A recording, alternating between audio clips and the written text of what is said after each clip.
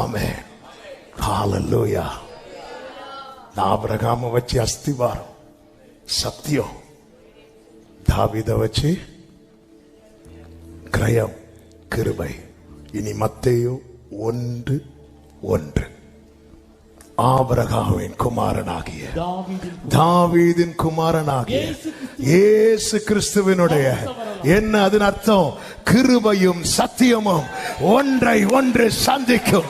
அவர்தான் என் ஆண்டவராகிய இயேசு கிறிஸ்து.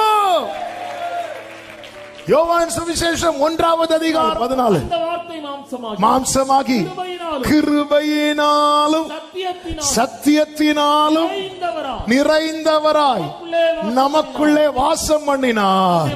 அவருடைய மகிமையை கண்டோ.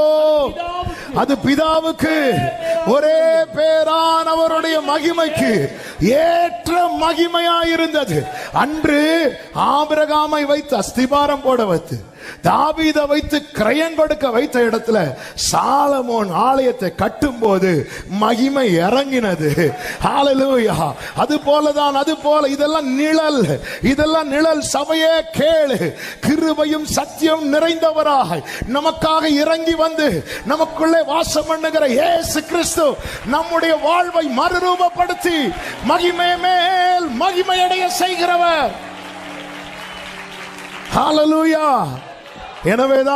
எனவேதான் மொத்த பைபிளுமே நீங்க யாருன்னு பாத்தீங்கன்னா ஜீசஸ். மொத்த பைபிளும் என்னங்க? கிருபையும் சத்தியம் தான் மொத்த பைபிள். மொத்த பைபிளுமே ஜீசஸ்.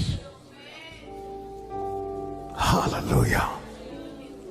நாம் நீதிமான்களாக்கப்பட அவர் பாவமாக்கப்பட்டார்.